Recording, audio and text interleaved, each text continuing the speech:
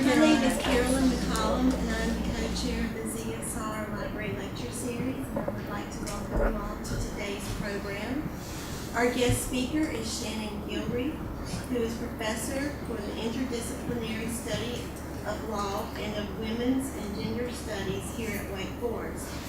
Professor Gilreath will be reading from his latest book, The End of Straight Supremacy, which was published in November 2011 by Cambridge University Press. To provide us grounding for today's reading, the description on the book's back cover reads, "Rooted in the politics and theories of early gay liberation and radical feminism, The End of Straight Supremacy presents a cohesive theory of gay life under straight domination.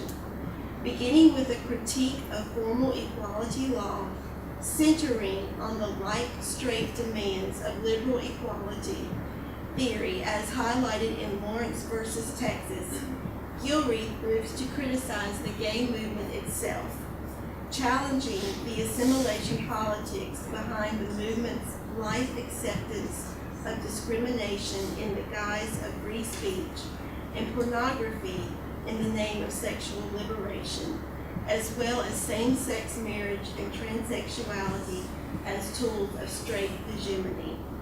Ultimately, Gilreath rejects both the liberal demand for gay erasure in exchange for meager legal process and the gay establishment agenda.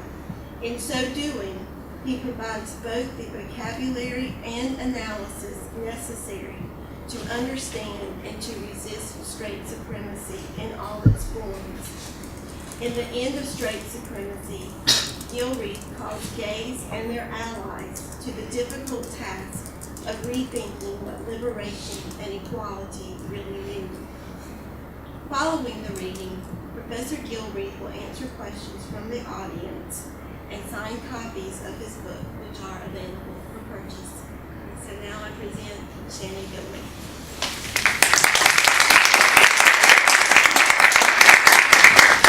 Thank you. Is this working, by the way? Can you all hear me well? So I have to thank the people at the Professional Development Center, TALMA, and certainly Carolyn and Giz and everybody at ZSR, because I'm beginning to believe ZSR is my biggest source of campus support.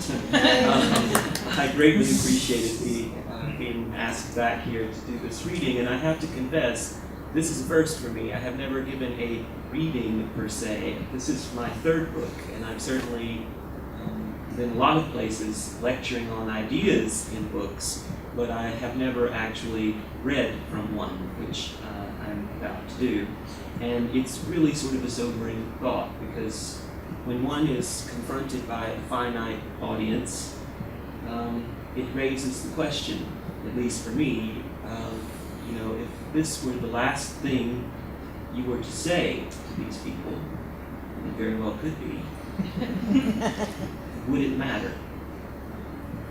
So I've chosen a few passages from this book to read to you, and as Carolyn's introduction said, this is a law book, a legal text, but you don't need to be a lawyer in order to read it and understand it, and in fact the passages I've chosen are some that are the least legal in the book.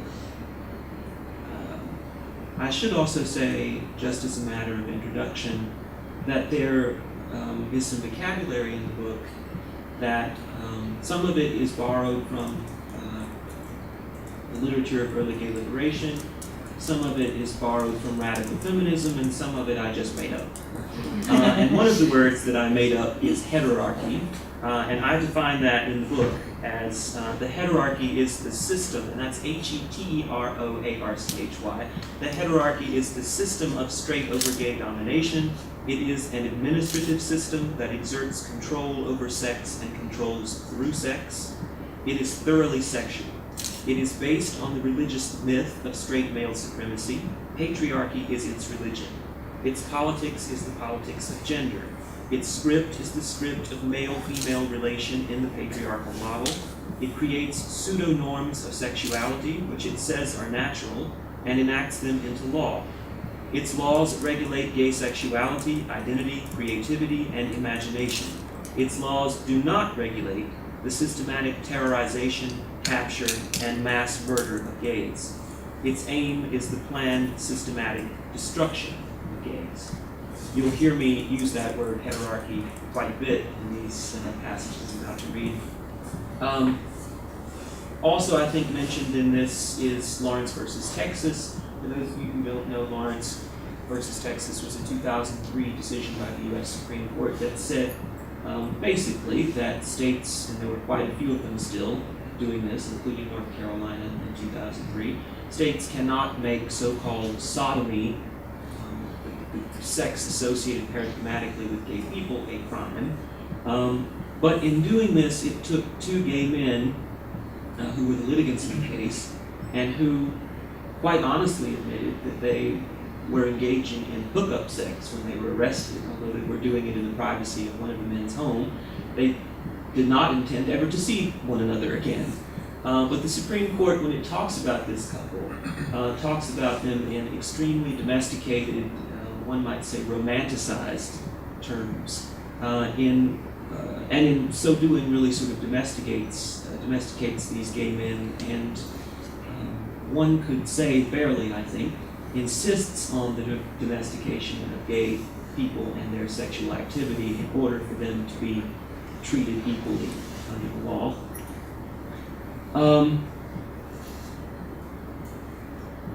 Final points of introduction, I guess I should say. I also use capitalization irregularly in this book. I think tweaking language is itself a way to liberation. So when I use the word gay, when you hear me read the word gay, and I'm not talking about something I believe to be authentically gay, associated with gay liberation, that is, you can imagine me, or you can imagine the word on the page in lowercase. So when I say gay rights movement, the G is almost always in lowercase.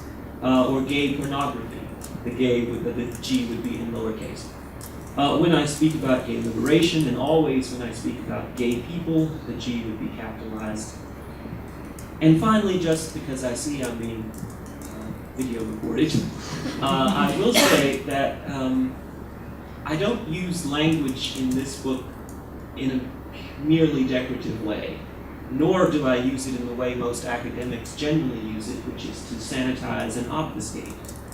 I don't believe that I should be held to some strict code of politeness when the other side of this debate certainly is not, and is engaged in a no-holds-barred effort to destroy people about whom and for whom I write. This work really emerged from my great and deep love of gay people.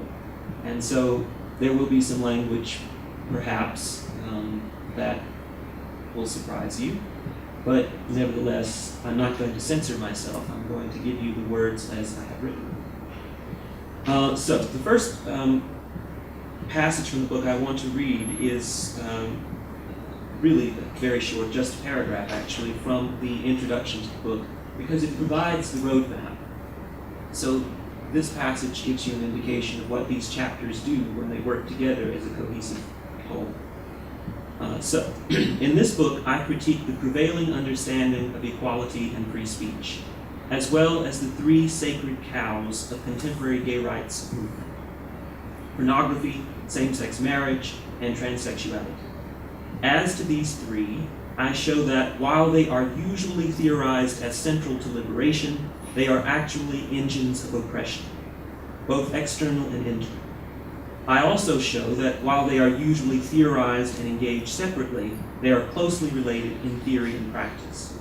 Part 1 of the book, Equality and Making Meaning, accepts that gay is a social construction and an implement of the legal caste system. As such, gay people have had almost no input or power in shaping the parameters of this legal and political identity, including the conceptualization of equality that has brought us meager gains.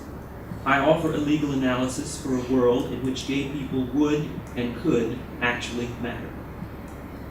Part 2, Equality, Sexuality, and Expression, deals with the collision of two concepts, speech and equality, when sexual minorities are added to the mix. The center of gravity of free speech law has shifted, so that the core of speech doctrine is designed to protect anti-identity, anti-equality speech at the expense of the equality rights of gay and other marginalized people. The chapters in this section examine how the free speech norm is generally manipulated to keep gay people powerless, as well as posits an alternative approach by which expression and equality might receive protection. Part 3, Millennial Equality, a primer on gay liberation in the 21st century, anticipates the issues looming and applies the theory elaborated in previous chapters to suggest solutions that do not compromise gay identity for short-term gain. And this, actually, the very last section of the introduction, called The Challenge of Realizing Gay Liberation. This will be considered an extremist book. I don't here pretend that things are other than they are. My job is not to help straight people feel better about themselves. My job is to point to an emergency. This emergency is the culture of death that is killing gay people. Until this emergency is made visible, we cannot begin to fight it. Particularly, I am pointing out how the law, both the written law and the norms enforced by a so-called gay rights movement, costs its killers. I want that to stop.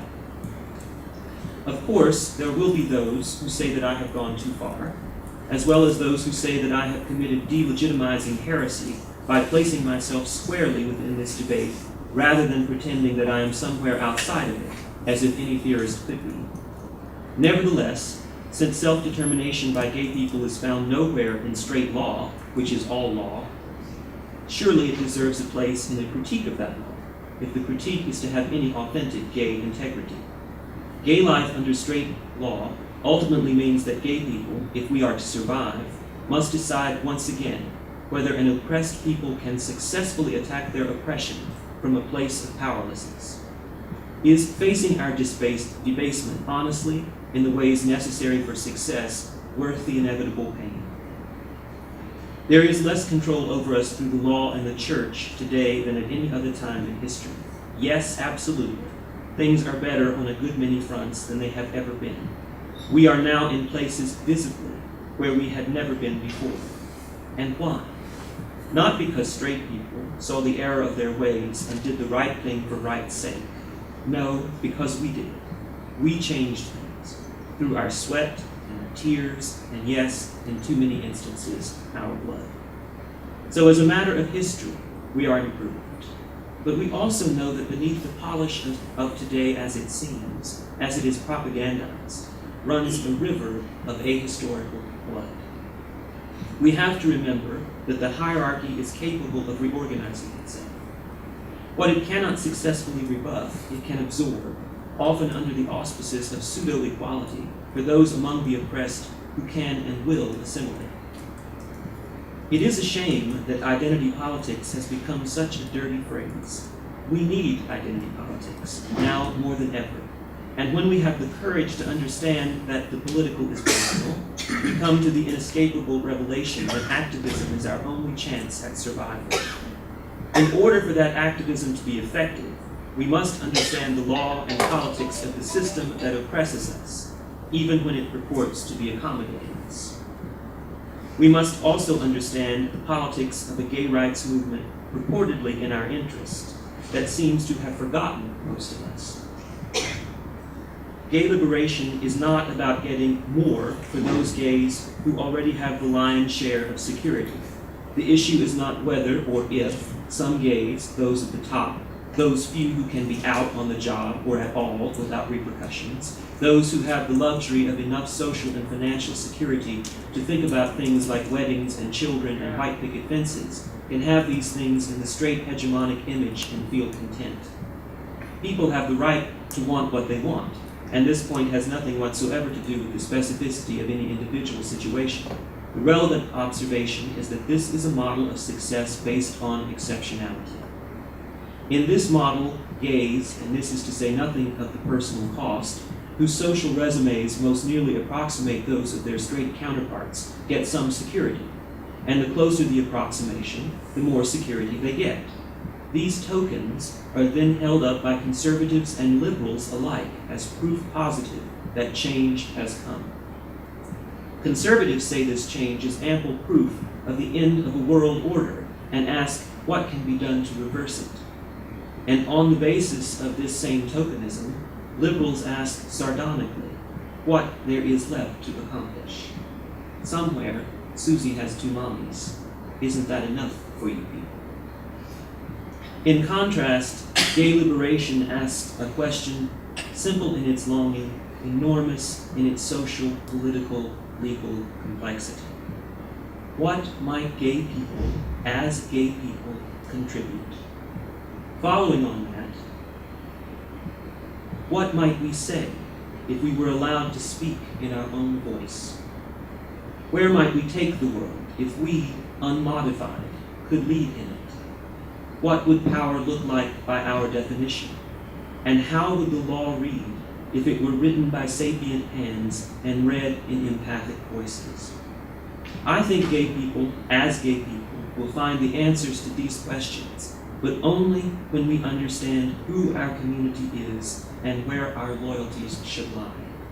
Gay liberation, thus realized, will sound as a dirge for that gay rights movement that has been straight orchestrated, straight validated, and straight assimilated. When straight supremacy is dead and buried, gay people will know what freedom really is.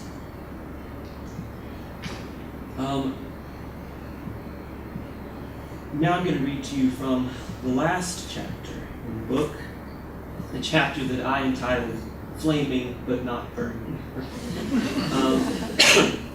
And this chapter begins with two quotations. The first one is from the Bible, Hebrews 12:29, "For our God is a consuming fire." And the second quote is from a novel called Mercy by Andrea Dworkin, to whom I dedicated this book. And this particular quote is by the protagonist of the novel, also named Andrea, who is a woman who has been tremendously sexually abused, prostituted, pornographed, a street woman. And it's said at the moment that she lights herself afire on a street in protest of what is done to women under patriarchy. "I'm whole, then I'm flames. I burn, I die. From this light, later you will see. Mama, I made some light." The most poignant conversation I had in the roughly 3-year period during which I spoke and wrote the words that became this book was with a young gay male college student. This was no gay man with a straight man in his head. He had recently come out of the closet in ethnic and religious circumstances that made this action one of particular bravery. He had heard me lecture, he had read my books and articles, and he sought me out to tell me that I still had not answered the most important question he had about his own life, that I had not, to his satisfaction, provided him with an answer as to where he fits into the world as a gay man. He asked a question as bewildering as it was marvelous in its metaphysical complexity. What is gay identity? For example, when I said that the aim of gay liberation is a new order in which homosexuality is something other than the absence of heterosexuality, and where gay people are more than a counterfactual to straight supremacy, that its aim is a world in which gay people are finally accepted as irreducibly human, he wanted to know what that humanity will look like. What will its content be? When I said that in order to be free, gay people must overcome the identity we have been raised to, which has been primarily as the masochistic counterpart to heterosexuality's sadism, he wanted to know what identity would take its place. And he said with deep understanding that perhaps the reason so many gay youth resort to suicide is that they are disconnected from any sense of community, of history, of identity. The answers he wants are not easily given, nor are the questions even fully articulable at this time. One cannot know now, at the rough beginnings of the process, what sexuality unconditioned by sex inequality, and male supremacy in particular, might look like. Certainly the answer is not accessible through mere phenomenological observation. The systematic erasure of gay experience and point of view has made discovery more difficult, and the need for a process of discovery, of becoming, more urgent. Questions and hopefully answers become apparent through time, but also, importantly, through resistance and opposition, which is to say, through effort. It is useful to revisit the concept of meta-memory, which I introduced in Chapter 6. And there's a very interesting story behind this concept of meta-memory. This is a concept, it's one of those vocabulary words I thought I had made up. And it turns out other people had come to surprisingly similar definitions in describing surprisingly similar phenomenon, and which doesn't give me any heartburn at all. In fact, it gives me hope. It actually tells me that what I'm hitting on here is a real, true thing. Meta-memory is my way of conceptualizing the idea of a memory that creates insight from a deeper consciousness that breaks through the heteroarchal false possibilities of everyday that are designed to capture gay consciousness and thwart authentic radicalism. In a sense, this kind of meta-memory is the act of unremembering the false memories prescribed for us by our heteroarchal rulers, both civil and religious. Again, noting that the prefix meta means beyond, I mean to signal here a transcendence of known possibilities through tapping into gay creativity and imagining new ways of being, with the purpose of actualizing a new reality.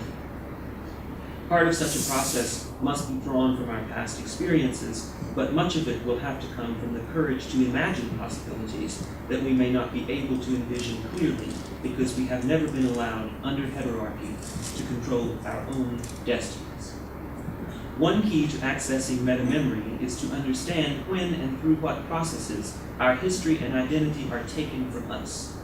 It is in his memory-sparking work, Beyond Shame, Reclaiming the Abandoned History of Radical Gay Sexuality, Patrick Moore posits not only that gay history exists, but that it reached the zenith in the 1970s.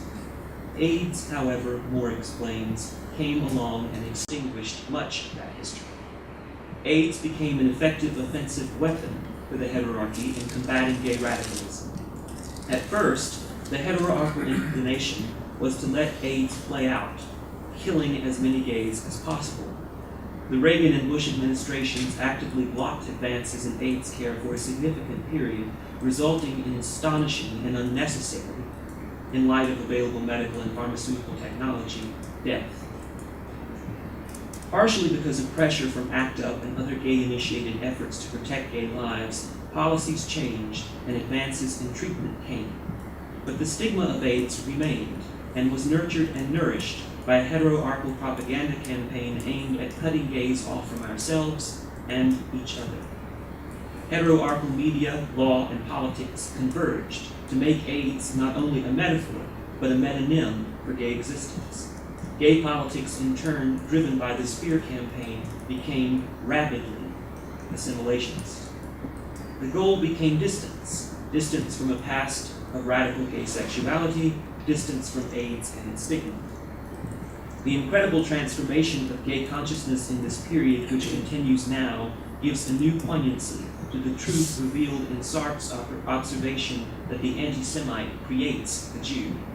Indeed, gays were made over, by the pseudo-sublimation of our creative energy and political capacity accomplished through the pseudo-sublimation in the guise of AIDS prevention.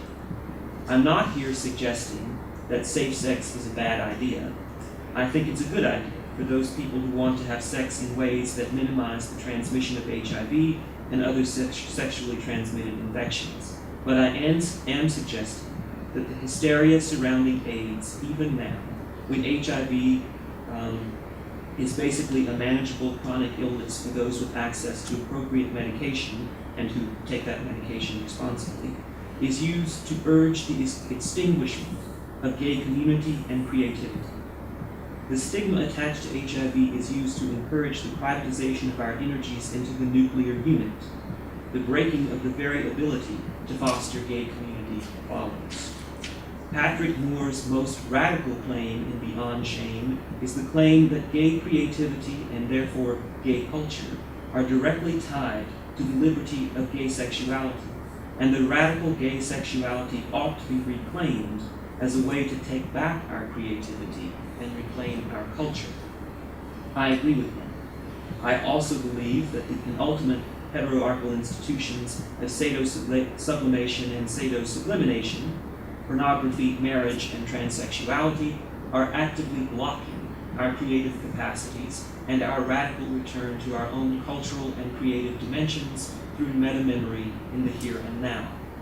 These concrete institutions work together with liberal politics and theology to erase gay identity through assimilation and subliminal seduction into heteronormative patterns. And these realities, together with allegedly AIDS-driven closure of locations of gay community, such as bathhouses, have deprived us of opportunities for political organizing and radical creativity. The active cultivation of meta-memory through the active engagement with our very real history would be a first step out of sado-sublimation and into real freedom. This, of course, is not easy. It is one of the big commitments I named in the introduction to this book. The process to meta-memory will require loosing the mind from its heteroarchal mind bindings and deciding again what matters for gay people and why.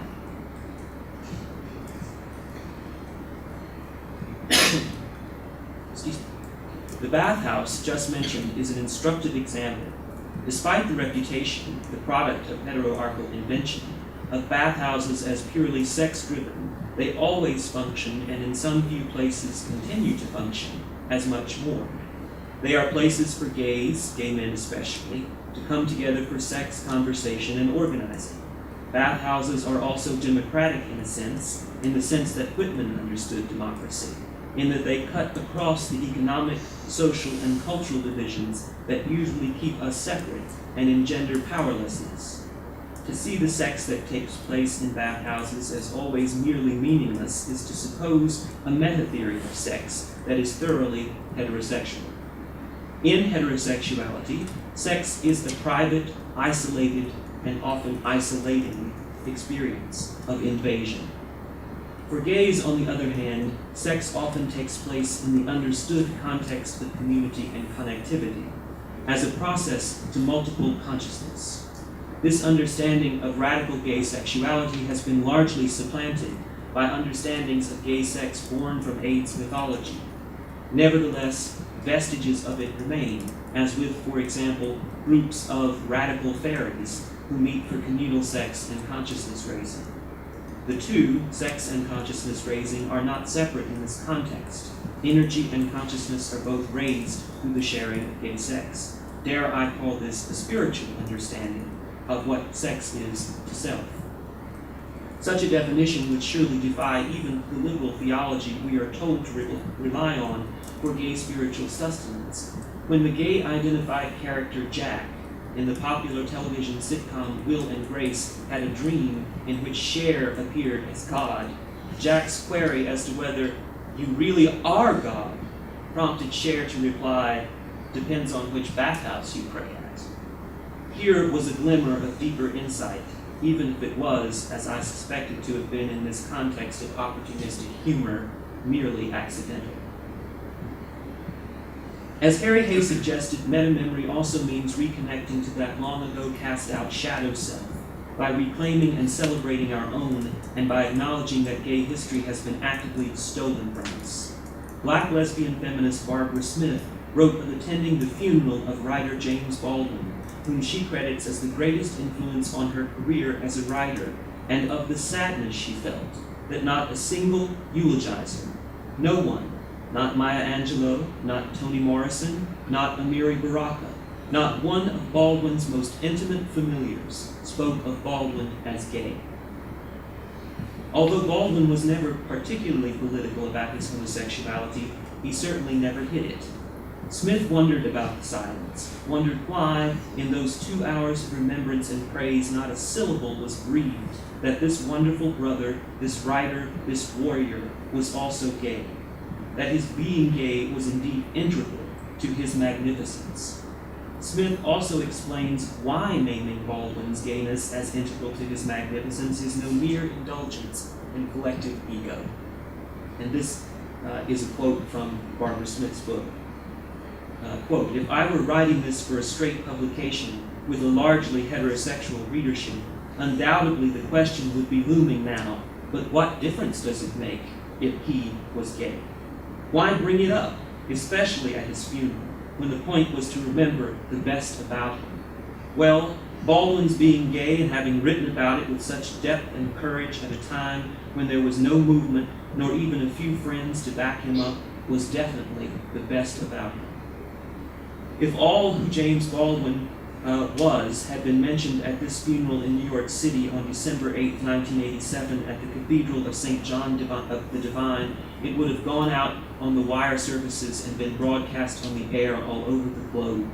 Not only would this news have geometrically increased the quotient of truth available from the media that day in general, it also would have helped alter, if only by an increment, perceptions in the black communities all over the world about the meaning of homosexuality, communities where those of us who survived Baldwin as black lesbians and gay men must continue to dwell." End quote. You see, Baldwin grew up, like so many gay people, in poverty, on mean streets, and in a family and community gripped by the sort of religious hysteria that poverty breeds, and that in turn breeds an especially desperate homophobia. It was Baldwin's experience of living through these circumstances that sparked his particular genius. The fact that this facet of Baldwin's personality is what may be most valuable to gay people is precisely why it went unmentioned. Certainly there were likely other concerns at work. The respect for Baldwin's family, perhaps, most of all counseled against drawing attention to his sexuality. But beyond this, the cultural need not to connect Baldwin to some greater gayness, because gayness is unseemly or simply irrelevant, as it is for most liberals, who prefer to see sexuality as only an incidental part of personality, except when their own straight personalities are at issue, was operable in the omission of Baldwin's sexuality from remembrances of him. What Alfred Douglas named "the love that dare not speak its name" continues to be unspeakable, and continues itself to be largely voiceless. The gay sexuality of countless people with historical notoriety continues to go unspoken, and revelation about those on whom research has been done, Eleanor Roosevelt, Bayard Rustin, Virginia Woolf, Vita Sackville West and Carol Nicholson, Abraham Lincoln, and Leonardo da Vinci, to name a few, is often met with dismissive scorn. Some intellectuals, including Jonathan Ned Katz, Neil Miller, Barbara Smith, and John D'Amelio, have, of course, done important work in this still underdeveloped area. But if as many gay intellectuals spent their time uncovering gay history as those who spend their time distorting or denying it, then all gay people would be better off. The silence with which gay people are greeted when we inquire about our history is more than coincidentally related to the silence still present in too many gay lives. If we stopped, as Barbara Smith put it, burying our dead twice, it would be a step toward ensuring that more gay people could stop living double lives. And finally, I just want to end with this passage from the conclusion to the book. To answer that question, the young man asked me, what is gay identity? Identity in the form of gay being, of gayness, is a process of networking friendships and discovering creativity. It is not the idea of uncovering something extant, already inside of us, something fatally gay in the sense of predestination that must be excavated. To see identity in this way would mean inevitably falling into the same patterns of relating to ourselves and to others that heterosexuals use, which is to transmute their sexuality into a universal ethical rule that obliges them constantly to ask of themselves and others whether this or that fits into their identity. Caste has emerged from this universalizing, and this hierarchy is in turn used to perpetuate and safeguard the heterosexual universal. Equality rights, as group-based rights, are therefore necessary, precisely because the universalizing nature of the heterosexual identity has created hierarchy. Equality, when it exists, will free us to move on to other things, to other creations, to other forms of human relating. Gay identity then is creativity, and this is important. I have criticized pornography, marriage, and transsexuality in this book as ways of extinguishing gay being, as ways of sacrificing gay being for and to straight supremacy. I have also said in my critique of inequality that one should look at the effect of a law or practice, not at its intention or goal. I have suggested in discussion of each of these heteroarchal institutions that authentic gay being is oppositional being, and this supposes that, to some extent, gay being is defined by its relationship to the heterarchy, by what it is in opposition to, which is to say that, to some extent, it is socially defined and contextualized.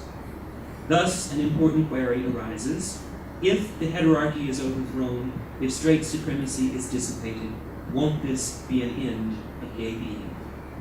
Won't gay being be sacrificed? The answer is yes and no. The answer is yes, in the sense that the object of gay desire would no longer be identifiable for its relation to hierarchy, as it often is now, with many gay men preferring men who fit the pornified image of masculinity. Even functions of gay being that I have elsewhere praised, or at least have praised as better alternatives to total gay erasure, for example, femme and butch roles for gay people, likely would disappear. In the case of femme and butch roles would disappear as gender disappears entirely as a category of analysis. But at the end of the process of gay liberation, the process by which gay creativity is set free, straight supremacy will not emerge stronger, which is the result of the sacrifice of the gay self to straight people's equality and to gay pornography, marriage, and transsexualism. Vanquishing the heterarchy would mean that straight people too would no longer exist as they now exist. They too would be freed to relate to one another and to gay people without the limits and limitations of sexual hierarchy. Homosexuality and heterosexuality would still exist at a physiological level of attraction. I have never disputed that sexual attraction at some level is natural. Instead, I have been protesting what is done to that state of nature through political processes, to its co-optation as a means for some people to gain absolute power over other people. The end of gay liberation is a day when sexuality is not a means to power for straight men at the expense of roughly half of the straight population and of all gays.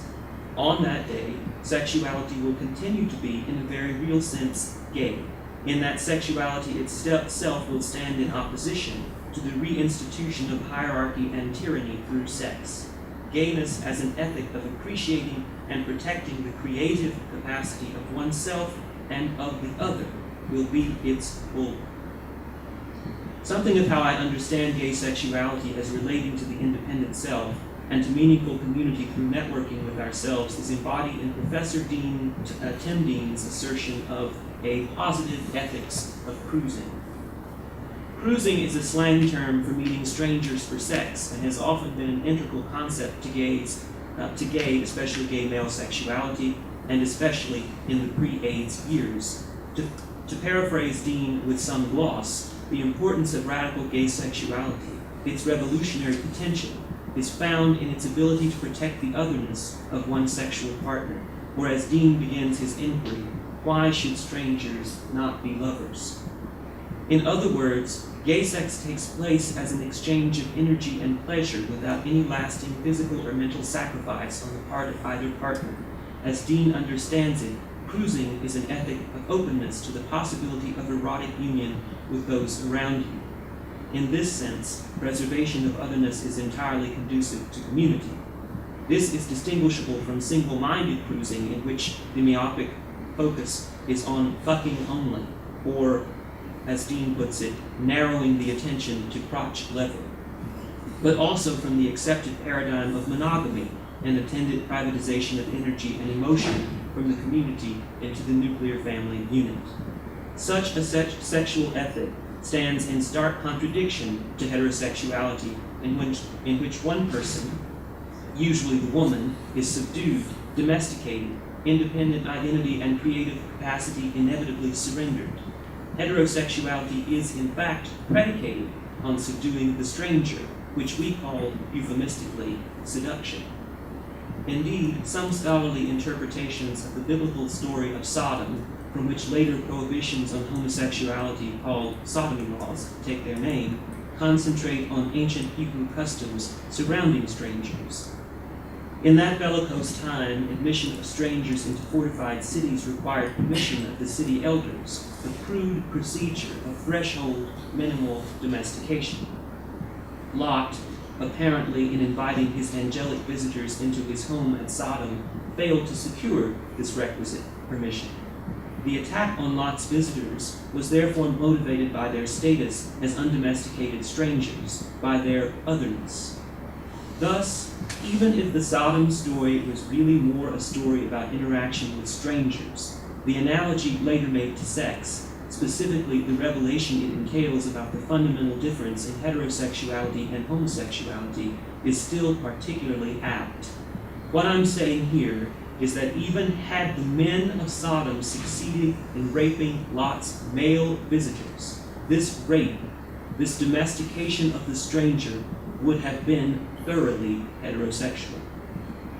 And if God's wrath rained on Sodom because of the Sodomites' lack of hospitality, the story seems more accurately interpreted, parabolically anyway, as a condemnation of heterosexuality than of homosexuality. For in the latter, the stranger's otherness is respected and preserved. From this perspective, gay sexuality stands in real opposition to patriarchy and its moral and political imperatives. The authentic gay self, which may be difficult or elusive conceptually, is in this light clearly an oppositional self, one that resists the heterarchical limitations of possibilities, or, in the case of pornography, marriage, and transsexuality as politics, resists surrender to the heterarchy as a possibility. Pornography, marriage, and transsexuality are each propagandized as ways of being or as preconditions of existence. Pornography, as it is propagandized, simply is existence, is being. Marriage is taken to be a vehicle to a more fulfilling existence. Transsexualism is taken as a condition of existence for transsexuals. In actuality, each forecloses being, that is, gay being. Each as a way of surrendering, of giving up and giving in to the imperatives of the heterarchy is an antithesis of gay liberation and of the authentic gay self. And from this perspective, formal liberal equality theory, with its obsessive focus on sameness, Lawrence versus Texas, with its domestication of the gay men involved, modern free speech law, with its failure to protect the other from the pervasive anti-identity propaganda of our enemies, compulsory marriage and its attendant compulsory domesticity, and transsexuality, with its goal of gender and sexuality normativity, are all anathema to gay selfhood, to gay being. And radical gay sexuality, inasmuch as it represents and preserves otherness, in that sex can begin and end without the faintest hint of an agenda of domestication, also brings us together in ways that do not, and perhaps cannot, exist in other contexts. What I have said in this book is truth in the face of a great deal of obfuscation. In the Western tradition, truth-tellers are called heretics. Indeed, in my refusal to be politely grateful for small favors, that is exactly what I am in the mind of the gay establishment. Like James Baldwin before me, I am sick to death of their progress. I am forever grateful to those 6 ostensibly straight old men and women of our Supreme Court who magnificently and magnanimously decided that fucking in the way that comes naturally to me does not warrant a prison term. But gratitude has its limits. Must I also be grateful that radicalism has been nearly smothered to death by an obsessively domestic agenda, that gay people seek straight approval as battered children seek the tender side of an abusive father, that the marriage craze means that those not blindly accepting monogamy as gospel are labeled deviant even in homosexual terms, that gays are now duped into believing that even we must participate in the procreative project, despite the fact that gays have the evolutionary benefit of not having to procreate in order to exist, since heterosexual intercourse, at its most fruitful, produces gay offspring. With all the possible deference to self-congratulatory liberals and their progress, I cannot fail to notice that there is not a single institution in this generous nation that is not thoroughly heterosexist and homophobic. That is the truth. Every institution that now exists hates us and has as its mission, if not our undoing, at the very least, the defense of the status quo in which we are less than straight people. This is true of the court system and the tax system and the education system. It is also true of the churches, even those who claim to be inclusive, all of them trying to save our souls from something never satisfactorily explained to me. If they are trying to save me from myself, I'd like to have a self that is totally mine before I'm obliged to lay it on the altar. Thank you very much. And our newest victory, the military, what a joke. Gay people already bearing a disproportionate brunt of the free world's violence can now go to the front lines of a campaign to bring our freedom to other people. This is progress by the straight liberals' definition. How indescribably cruel that is.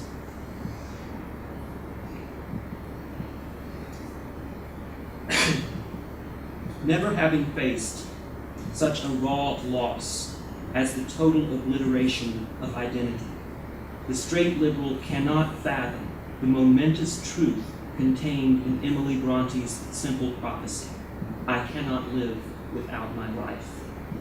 Too many gay people have tried for too long the half-life of the living dead that heterarchy mandates for us, but in time we ache with a pain that is neither phantom nor imaginary, an ache for the missing identity excised from us by the heterarchy. We ache for our identity like someone aches for a missing limb. They had no authority to take it from us, but they, our hetero captors, have the power to give it back. If, in the end, we can make them see that they must give back this identity, or at least leave us free to invent one, then and only then will I swallow hard and allow them a little self-congratulation.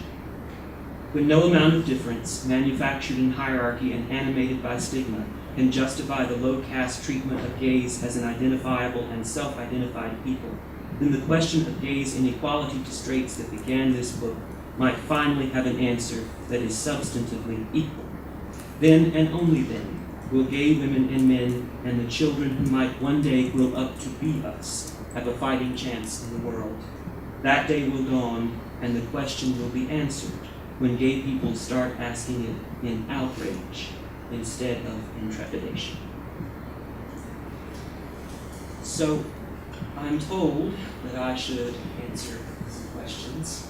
This book takes on 3 topics that are very near and dear to the heart of modern gay rights organizing: marriage for gay people, which I oppose; pornography, at least to the extent that it relates to an absolutist view of the First Amendment as protecting all speech, so-called.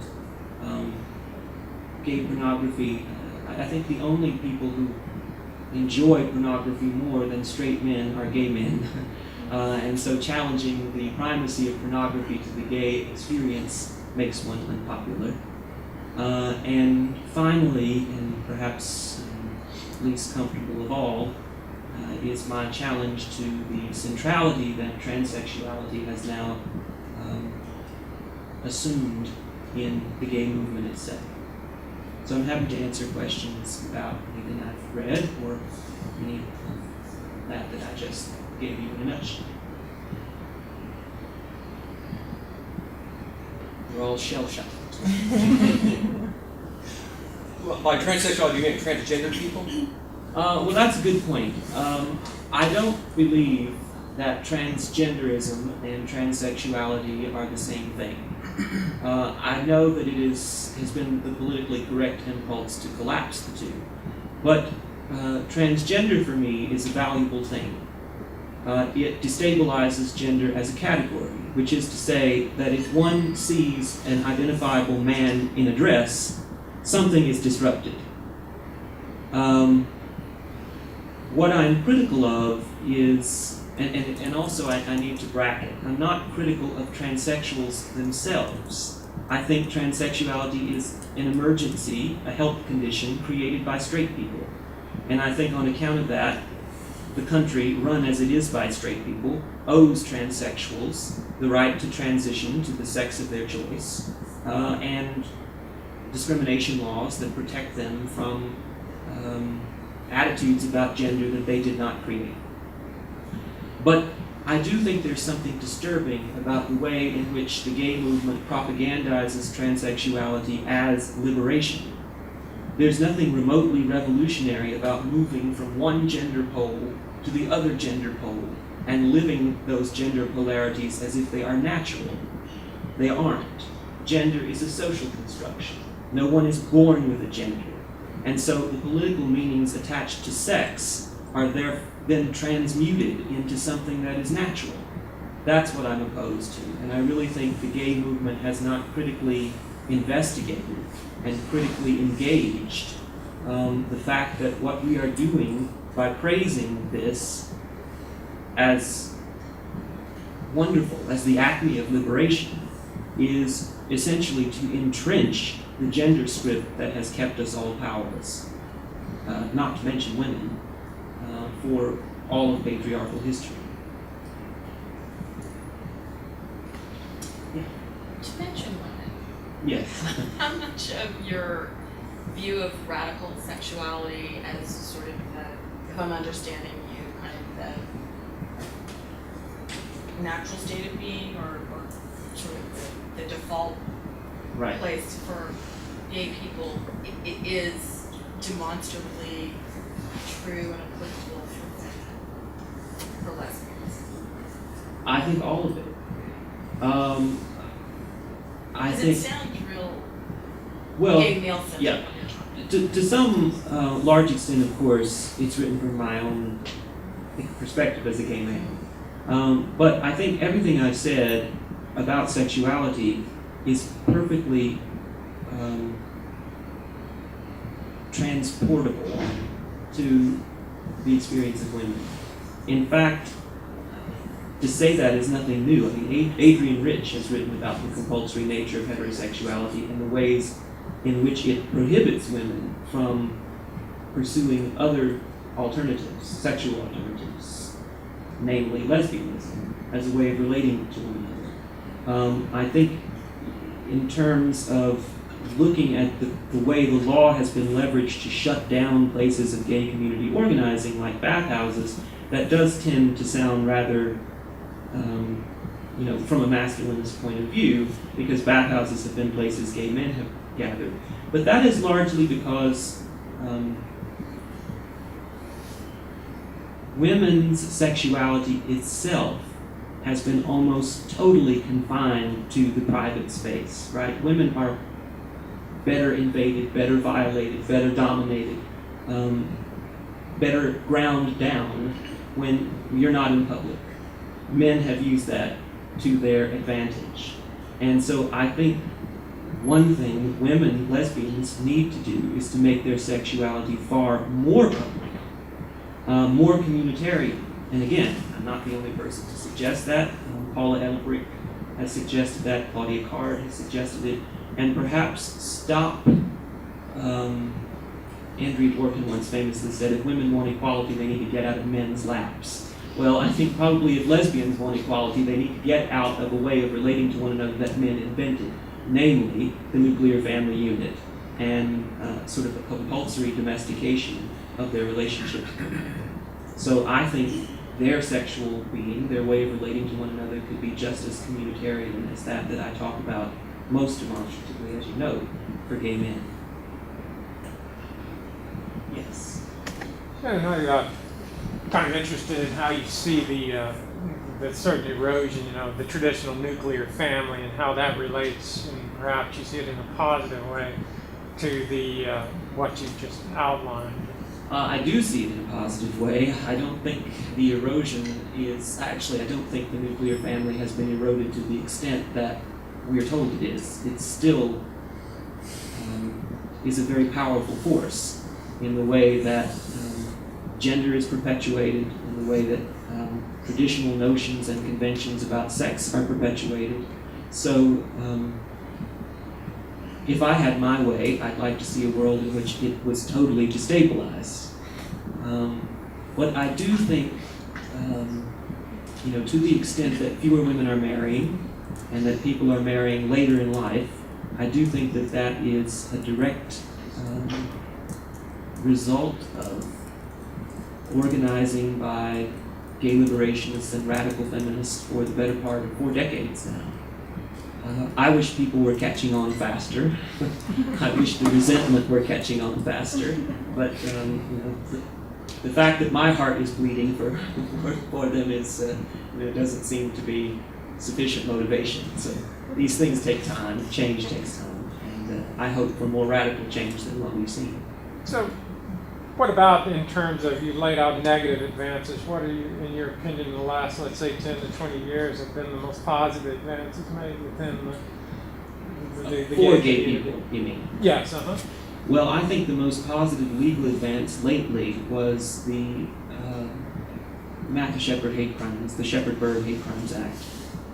Although it isn't particularly powerful in what it does, because the U.S. Supreme Court has essentially hamstrung what Congress really can do in terms of enforcing laws against hate crimes in the state, basically in order to have federal jurisdiction over these sorts of crimes. The crime must be committed by some weapon that has traveled in interstate commerce, or a person must be kidnapped and transported across state lines.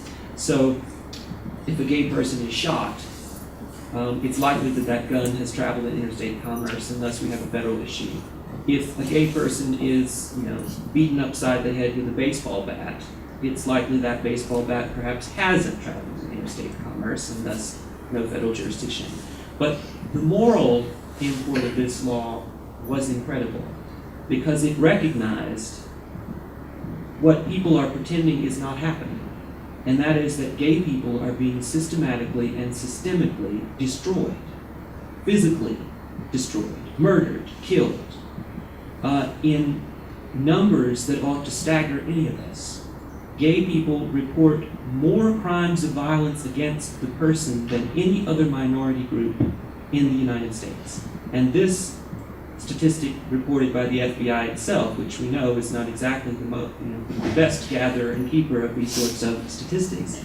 We also know that the rate of underreporting in these issues, because gay people feel fear reprisal from the police and others, is quite high.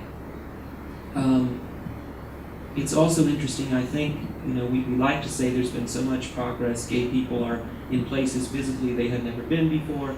But it's also the case that violence against gay people is escalating. It's not decreasing. So these experiences of being out, of being public, of being seen, carry with them a very high price. And I have often said in public places that the only question about gay violence is not, if it will happen to you, it's when it will happen to you. The only thing random about it is that it hasn't happened to every single one of us yet.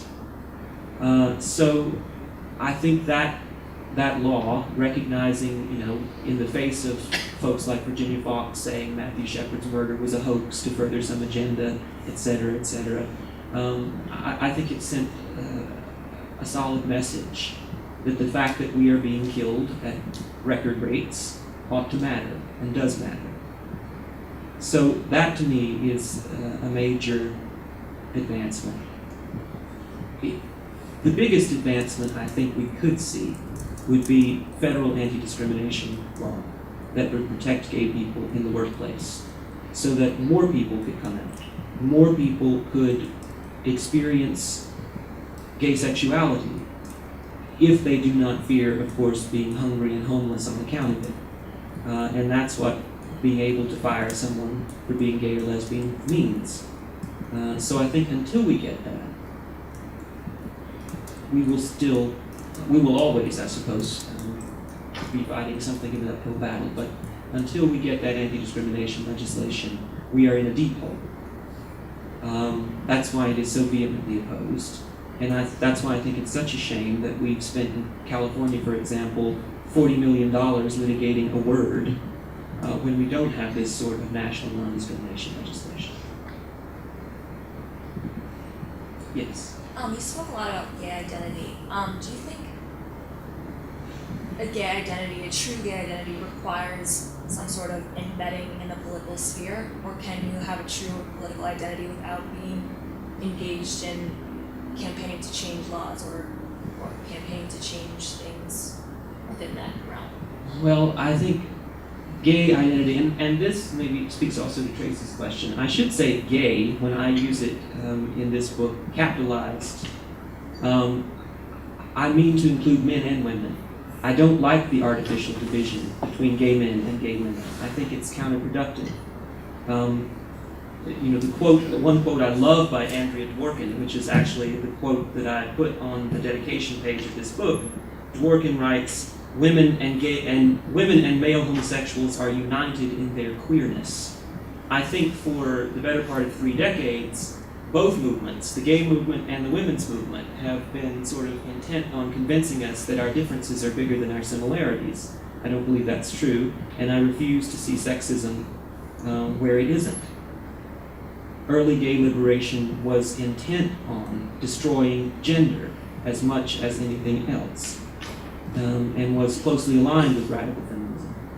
But I think that having a gay identity is an affirmative identity. One doesn't have it unless one claims it, because the social default position is that we don't exist, that everyone is heterosexual. It's a lie upon which most of society has been based, but slowly the truth is coming out. Yes? Do you see any sort of sequence or beginning point that would have to unfold in terms of discrimination being in the religious, in the political, in the social institution sector, even to down to individuals growing up in a family that maybe is not so tolerant or not able to come out? Do you see one of those that has to change before the others can follow? Do you see one that, if advancing that one flag in one area would allow others to kind of come up behind it? Do you see any sort of, what relationship do you see there? Well, I don't know whether I could prioritize any single one of those things over the other. I do think what has to happen before we can engage any of those things is that there has to be a real coming to consciousness by gay people. And that is a political activity, but it's also one that's rather difficult and painful, right? Because it would mean organizing, communicating with other gay people about what being like straight people means, and exactly why it is. I mean, James Baldwin once famously said that black people can become the worst of what is white people unless they are careful. And I think what's happened for gay people is that we have become the worst of what straight people are, because we have striven so mightily, right, to say we are like you, we are like you, we are like you, therefore we are valuable, that we have denied ourselves the imaginative capacity to realize any other possibility, even to contemplate any other possibility. And so I think until there's some serious consciousness raising, and we need gay leaders, we need gay figures to do this sort of work. The problem is gay rights has been professionalized, so that all the people at the top, right, make their living by peddling this crap about how unless we are like straight people, we are not worthwhile. And most gay people, those gay people who are like most straight people, working paycheck to paycheck, worried about how they're going to feed themselves and shelter themselves in a country whose economy is falling apart, they look at these gay people at the top and they say, oh, well, they must be doing something right, because at least no one is, firing them from their jobs or clubbing them to death because they're out about their sexuality. This is a model, I think, that cannot be sustained because it means that a whole mass of gay people, most gay people, are totally ignored and disenfranchised. And a compromise is struck by the gay people at the top. And they say, okay, we are the gay people who are most like you, straight people, who set the rules. And therefore, give us most of your favor. Those other people, those who refuse to assimilate, who refuse to kowtow to traditional gender norms, who refuse traditional romanticized ideas about monogamy, who refuse to tell you that what you do and what you've made of the world is worthwhile, well, they deserve homophobia. Take it out on them. Gay liberation, by contrast, has said, no, those people, we see them, and we want them back. That, I think, is what has to change before we can engage society, religion, law. We have to have this base level consciousness of what is being done to us by pursuing the heterosexual model. Yeah. Same-sex couples aren't allowed to marry for purposes In most of- places, in right. in most places. Then how would you suggest that couple, you mentioned it just briefly, taxes, but also rights to their children? Yes. Because most That's an same-sex important couples want to marry to have the same rights that heterosexuals are granted. They do care about protecting their children. You're absolutely right. In fact, every same-sex marriage case that has gone forward has been motivated by couples who have children. Because they're concerned about what may happen to them if one or the other dies, so on and so forth. If the relationship breaks up, Families interceding. sure, whatever. We can have a separate conversation about why it is that gay people feel so compelled to join this procreative project. But bracketing that, I have never suggested that there's something wrong with pursuing the bundle of rights that one gets by being a fictitiously monogamous couple in the United States.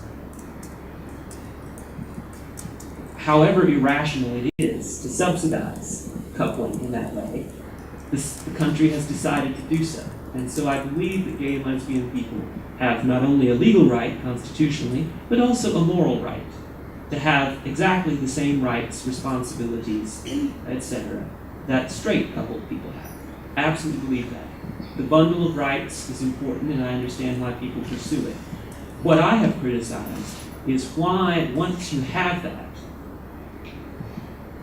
you don't feel you have enough unless you can call yourself married.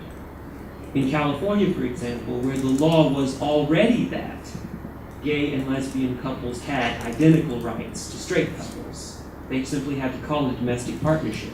That's what all the litigation in California has been about. All the Prop 8 stuff, all the litigation now in the federal court system. It's about whether we can call ourselves married.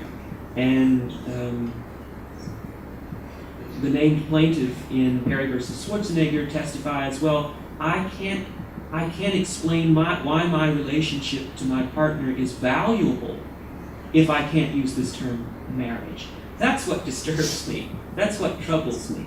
Why does gay people believe we need to follow along in the heteronormative pattern of relating, which, by the way, has been a system of sexual slavery based on men's ownership of women for most of history? Why didn't we say, you know what, you take that, you keep it, we don't want it. We're going to create something better. And maybe in the process, we'll bring along enlightened straight people to this new model. But instead, we missed a big opportunity, and we said, oh no, unless we're exactly like you, we don't even recognize ourselves as valuable. That's what I've criticized when I've criticized same-sex marriage. Not pursuing the bundle of civil rights triggered by being coupled by statute. That I understand. There have been those, Claudia Card notably, the lesbian activist Claudia Card, who said, as a matter of morality, you ought to forego those things, no matter how difficult it is on you individually. I've never suggested that. But I have suggested we need to get out of this pattern of believing that unless we are sufficiently proximate to straight people on their terms, we don't have anything worthwhile to contribute.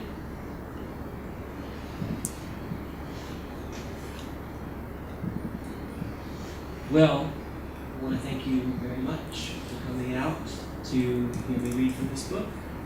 And I certainly want to thank Z. Smith Reynolds and BDC for continuing to be very supportive of the work that I do here on campus. And I should say that just having an event like this shows by what leaps and bounds Wake Forest has changed with regard to lesbian and gay issues over, I would say, just the past 5 years. It's really quite remarkable.